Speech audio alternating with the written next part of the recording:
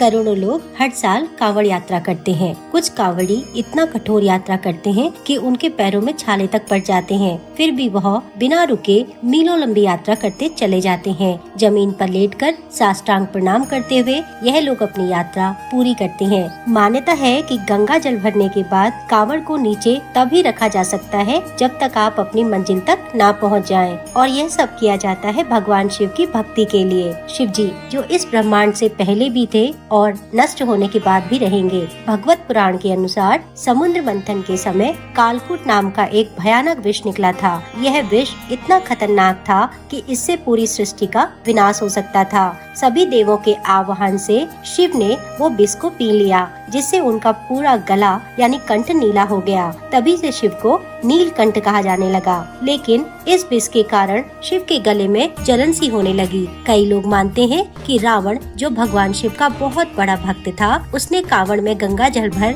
यात्रा की और वह जल शिव को चढ़ाया, जिससे शिव के कंठ की जलन को आराम मिला।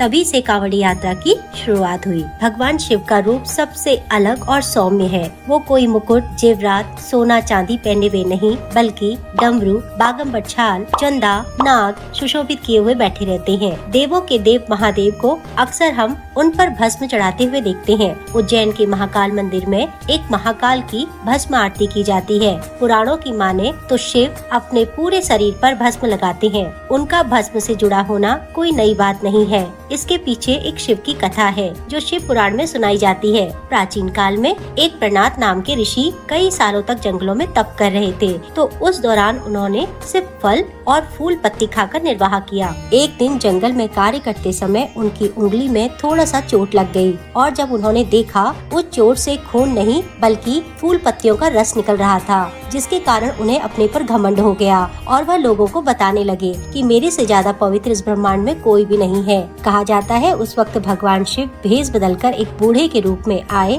और ऋषि से उनकी खुशी का कारण पूछा। तो ऋषि ने बताया कि मेरे शरीर पर चोट लगने पर कोई खून नहीं आता, जबकि फूल पत्ती का रस आता है, यानी कि मैं बहुत ज्यादा पवित्र हो गया हूँ। अब मेरी रगों में सिर्फ पवित्रता ही बह रही है। तो शिव ने कहा इसमें कौन सी बड़ी बात है, फूल पत्ती जलकर भी तो राख ही होती है ना। और उन्होंने अपनी उंगली को चीर दिया, और जब उन ऋषि ने देखा कि उनकी उंगली से भस्म निकल रही थी, तो उस ऋषि को अपनी गलती का एहसास हुआ और उन्होंने महादेव के पैरों में माफी मांगी। तभी से कहा जाता है कि शिव जी को भस्म रमैया कहते हैं, और तब से वो अपनी पूरी शरीर पर भस्म रमाए फिरते हैं। आपने शिव के गले में एक रुद्राक्ष की माला भी देखी होगी। शिव पुराण के अनुसार जब माँ पार्वती ने शिव से उस रुद्राक्ष की माला के बारे में पूछा, तो शिव ने बताया कि हजारों सालों तक जब मैं तप कर रहा था, तो आंखें लंबे समय तक बंद होने के कारण कुछ आंखों के आंसू की कुछ बूंदें धरती पर गिरी। वहाँ रुद्राक्ष के पेड़ों का जन्म हुआ। यही कारण है कि रुद्राक्ष के पेड़ों को टीयर ऑफ शिवा भी कहा जाता है।